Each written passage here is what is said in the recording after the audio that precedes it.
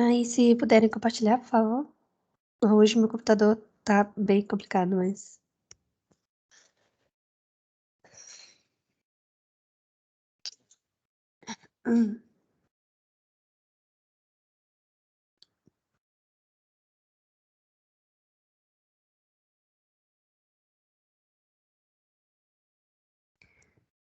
Vou passar boa tarde para vocês. Eu vou passar um pouquinho do que eu falei do último encontro e comentar sobre os casos de uso das estruturas alinhadas e estruturas múltiplas, condicionais múltiplas. No último encontro, a gente fez uma atividade em que vocês faziam duplas para poder realizar um algoritmo simples para resolver o problema do jogo de pedra, papel, tesoura, usando uma função randômica para poder escolher um número entre 1 e 3 e realizar o jogo. Eu percebi que alguns alunos usaram algumas estruturas, como switch case, usaram if else, mas a gente tem que dar uma olhada em alguns casos de usos que seriam os casos recomendados para usar essas estruturas. Hoje eu vou comentar sobre isso. Então, para quem fez, usou essas estruturas, relembrar ou ver como e quando que eu vou usar a estrutura condicional. Né, gente, eu vou passar aqui pelo que a gente viu no último encontro. A gente viu sobre a estrutura alinhada if, em que, dado uma condição, a gente poderia entrar numa outra estrutura condicional caso essa condição seja falsa. Então, a gente, na medida que vai verificando a condição, se ela for falsa, a gente vai alinhando outras estruturas condicionais e assim por diante. Aqui um exemplo que eu passei para vocês, para verificar se o número é positivo, negativo ou ele é igual a zero. Então, a gente, usando a sintaxe de uma estrutura condicional alinhada, a gente verifica primeiro se o número, ou pode ser um número maior ou menor, tanto faz, depende da sua lógica para verificar quando que o número é positivo ou negativo, mas usando uma estrutura alinhada aqui, a gente verifica, né, nesse exemplo aqui, se o número é maior que zero, imprime que ele é positivo, se ele for se essa condição for verdadeira, se for falso, verifica novamente pro caso dele ser menor do que zero, esse caso sendo um número negativo. Então, imprime que o número é negativo. Se nenhuma dessas condições foram atendidas, vem para a cláusula else, né, na condição onde nenhum desses casos foram atendidos e ele só pode ser um número igual a zero. Um exemplo, eu corrigi aqui, coloquei um pouquinho, eu passei um pouco explicando esse código mais ou menos. Coloquei um pouquinho próximo da realidade, antes estava menor ou igual a 6, né, para caso de dependência, no caso, se ele tivesse tirado 6, ele já seria aprovado. Aí hoje eu vou falar sobre as estruturas condicionais múltiplas, é onde eu faço uma verificação e eu verifico se, dado uma escolha, ou um número, um caractere, qualquer coisa do tipo, eu vou fazer algumas escolhas, múltiplas escolhas, dado aquele número, aquele caractere. Então, não é bem uma condição, mas é dado uma informação, o que pode ser feito com aquela informação. Por exemplo, aqui a gente tem um exemplo em que o switch, ele primeiro, né, na estrutura do switch case, a gente tem que primeiro é dada uma expressão qualquer, e a gente vai verificar os casos, né, do resultado dessa expressão. E primeiro pergunta, né, faz essa verificação, e caso, vem e pergunta, switch, escolha, caso nessa escolha o valor seja um valor qualquer, vai executar uma sequência de sentenças aqui e para a execução. E parando a execução, ele lança para o fluxo normal do código. Agora, se for outro caso, a gente vai executar outro bloco de instruções e para, caso o valor escolhido for aquele que foi passado. Aí, se nenhum desses casos foram atendidos, a gente tem que definir uma opção que é padrão, que é quando nenhum desses casos aqui foram atendidos. Então, a gente vem para essa parte do código, que é a parte onde que a gente vai definir o caso default, que é o caso padrão, e a gente vai mostrar para ele que ele pode ser feito, o que pode ser feito caso nenhuma dessas casos sejam atendidos. Nenhum desses aqui foram atendidos. Aí para também e lança para o fluxo do código normalmente. Então, um exemplo disso, muito comum o uso disso aqui, é quando a gente tem um menu de escolhas e aí a gente pede para que o usuário ele digite uma escolha qualquer, né? Um menu de escolhas, por exemplo, sair do menu, escolher listar produtos ou comprar um produto ou trocar um produto, por exemplo. Aí você dá uns números para esse tipo de escolhas. Aí ele escolheu um, que é comprar produto. Aí vem aqui no switch, escolha. Aí ele vai passar essa escolha que o usuário entrou. Se essa escolha for um, ele vai lançar para ele, por exemplo, uma função ou algo do tipo, um bloco de instruções, qualquer coisa, porque a opção de comprar produto foi selecionada. E ele vai lá e faz esse bloco de sentenças. Mas vamos para alguns exemplos aqui também. Mas a sintaxe do switch case em C++ e em C, ela é dessa maneira aqui. A gente coloca a palavra reservada switch e coloca a expressão dentro de parênteses. E dentro do switch, a gente vai colocar uma chave e fecha-chaves para definir o bloco de casos, dado uma escolha.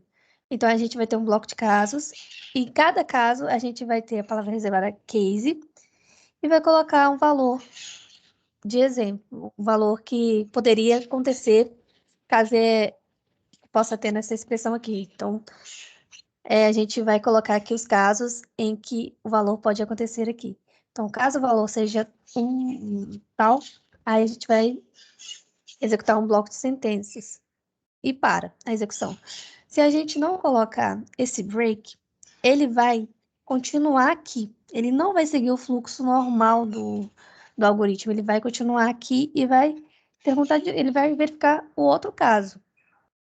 Ele vai ficar executando, executando, e nenhum desses casos aqui vão ser atendidos, só o primeiro, e ao invés de seguir com o fluxo normal do código. Aqui um exemplo, né? Só para exemplificar. Então, a gente escolhe, coloca a palavra reservada switch, coloca o valor, por exemplo, que ele digitou lá, switch valor, e vem com o bloco de casos. Caso o valor digitado seja 1, caso 1, 2 pontos, o bloco de sentenças, as sentenças que vão ser executadas. Então, nesse caso aqui, é só uma saída dizendo que a opção 1 foi ativa. Opção 1 ativa, para, executa normal o código lá embaixo. Senão, se não tivesse esse break, já estaria, ele verificaria esses casos aqui. Caso 2, opção 2 ativa, break, default, opção inválida. Significa que ele não digitou nenhum, nem dois, ou seja, nenhum desses casos foram atendidos. Se nenhum dos casos foram atendidos, a gente vai para o caso default, que é o caso padrão. Um exemplo aqui para uma calculadora simples. Então, que a gente já conhece, o nosso main normal. Aqui eu estou declarando duas variáveis inteiras A e B. Uma variável operação do tipo char, para definir qual operação ele quer fazer. Uma saída, falando para que ele digite dois valores. Aqui é a entrada dos valores que ele digitar, A e B. E depois eu venho e pergunto a operação que quer realizar. Ele vai e digita para mim a operação, que é a variável do tipo char. Então ele vai digitar a operação por meio de um caractere. Aí eu venho e verifico a escolha dele. Switch, operação, escolha, operação, eu verifico. E venho para o bloco de casos. Caso o caractere que ele digitou foi mais, que corresponde à operação de soma, então eu vou imprimir a soma de A mais B. E paro e executo normal. E caso o caractere digitado seja da caractere da operação de subtração, então eu vou fazer a subtração do operandos A menos B. Caso seja asterisco, que a gente conhece, é fazer a multiplicação. Poderia também colocar na barra para poder dividir os números, mas aqui só não coloquei por causa do espaço mesmo. Mas seria a mesma coisa, a gente vem, pergunta para ele, coloca o caso aqui quando ele digitou a barra e faz a divisão de A por B. Bom, agora a gente vai para os casos de uso, né? Como eu comentei com vocês, na última atividade eu vi que alguns usaram essa estrutura, por mais que eu esteja explicando aqui, né, para quem não conhece, mas alguns usaram a estrutura switch case e condicionais alinhadas, compostas e simples, mas a gente vai ver alguns casos de usos aqui. Vamos para o caso de uso do if. A gente usa o if quando a gente tem um bloco a ser executado apenas se uma condição for verdadeira. Então, a gente usa quando uma determinada condição é verdadeira somente. Por exemplo, quando a gente quer usar os comandos return e break, que pode finalizar o programa sob determinadas condições, como detecção de erro. Por exemplo, eu estou ali, ele digitou algo errado ou fez alguma coisa, eu vou ir para a execução. Eu uso o break e para a execução. If ele digitou isso, para a execução. Ou quando eu quero sair de um loop de repetição, por exemplo. Então, eu vou estar lá, eu estou digitando, ele está digitando, escolhendo ali, e ele digitou S, por exemplo, para sair. Aí eu vou ir para a execução. Quando uma determinada condição, uma apenas, eu vou lá e executo. O return também serve para dar um retorno da função, ou quando uma determinada condição for verdadeira. Mas é basicamente isso. Agora, o if else é quando eu tenho uma condição que implica a execução de um ou outro bloco. Então, sempre quando houver duas condições mutuamente exclusivas, que são um ou outro, não pode ser as duas ao mesmo tempo, então eu vou usar if else.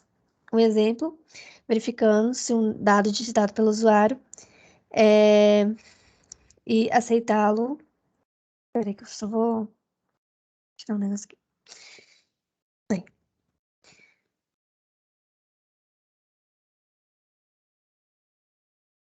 E aceitá-lo imprimindo uma mensagem de erro. No caso, assim, a gente tem uma condição, a gente vai aceitar, dado o que ele digitou ou não. Então, se ele digitou algo correto, válido, a gente vai aceitar. Se ele digitou algo errado, a gente vai imprimir uma mensagem de erro. Ou ele digitou algo válido, ou ele digitou algo errado. Então, esse é um caso de if else. Vamos para uma condição alinhada. If else, if else, if. Aquela condição onde a gente pode colocar uma outra condição dentro da estrutura quando ela for falsa. Então, a gente usa bastante para testar intervalos de valores, ou valores que são contínuos, ou podem variar no intervalo não finito. Então, é uma condição que a gente não vai para sempre ficar fazendo condicionais alinhadas, né? Pelo menos um pouquinho, não muito, mas é para verificar intervalos principalmente. Quando a gente está verificando quando o número ele pertence ao intervalo, por exemplo, quando ele pertence ao intervalo entre 1 e 10, ou 11 e 20, 21 e 25, por aí. Aí a gente vai verificando por aí, com if, condicionais alinhadas. Então, a gente vai verificar várias condições, entre as quais existe uma prioridade para atender somente a primeira condição, que for verdadeira. Então, quando eu passo a minha expressão, minha condição, assim que aquela condição for verdadeira, ele já para, não verifica as outras condições, porque, no caso, eu estou verificando se algo é verdadeiro, else. Aí, se foi verdadeiro, ele não vai executar o else. Então, ele vai continuar alinhando ali, né, as estruturas, ele vai continuar verificando, enquanto a condição for falsa. Quando for verdadeira, para. E tratar diversas condições, não necessariamente mutuamente exclusivas, né? Então, trata diversas condições que não necessariamente é mutuamente exclusivo, que nem no intervalo de alguns números. Por exemplo, a gente tem o número positivo ou negativo, ele pode ter vários intervalos na parte negativa e negativo. Se ele for positivo, ele pode ter vários intervalos que a gente vai verificando, pode fazer umas expressões para poder, por exemplo, pegar um número absoluto, coisas assim. Não sei se ficou claro, mas é melhor com exemplos isso. Switch. Switch é para testar quando uma expressão que gere valores discretos, números inteiros. Ou seja, a gente vai trabalhar com casos e também com chars em que gerem números discretos ou inteiros. Então, a gente vai ficar verificando um número ou um caractere para poder executar um determinado caso. Então, a gente vai colocar em situações nas quais deve se realizado o mesmo processo para várias condições. Então, a gente vai fazer vários casos para o mesmo processo. Então, eu estou fazendo o processo de escolher fazer uma escolha de uma opção do menu. Então, a gente vai verificar vários casos em que nessa escolha eu vou ter variados números, por exemplo.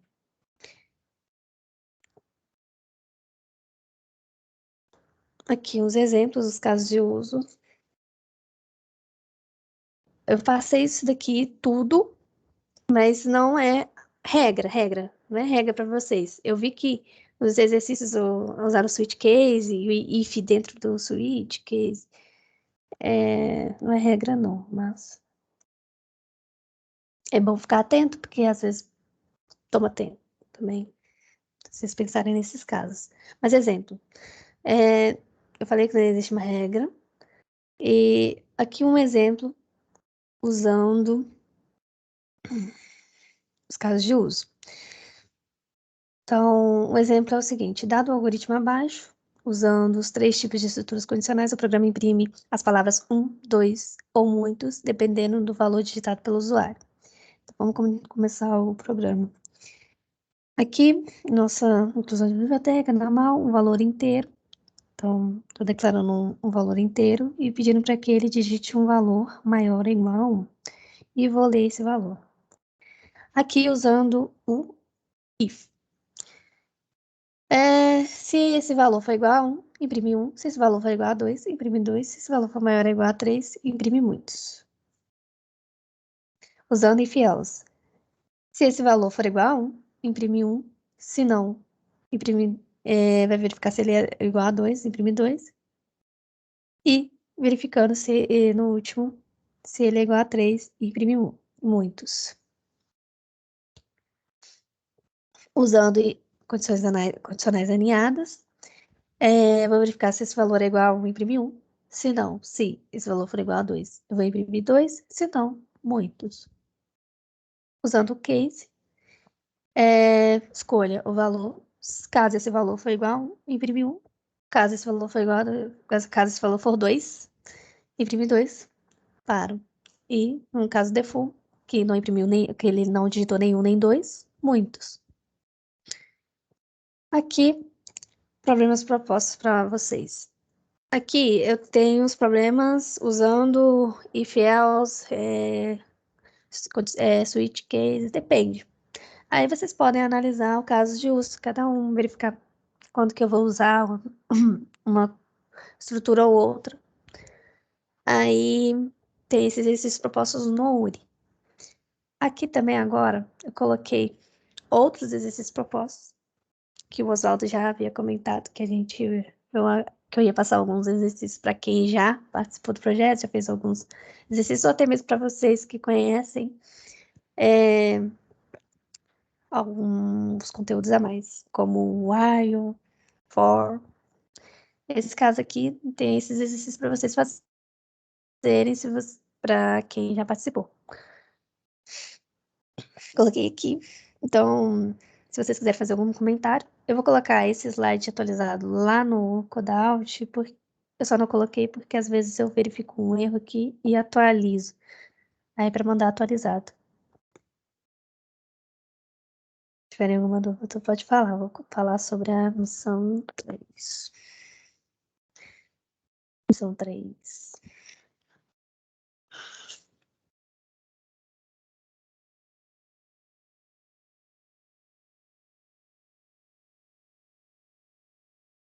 A nossa disciplina no URI. Então, entrem na nossa disciplina no URI. Para quem não entrou ou quem já está incluso, não precisa entrar, mas tem uma disciplina no URI, que se chama Treinamento de Programação Competitiva.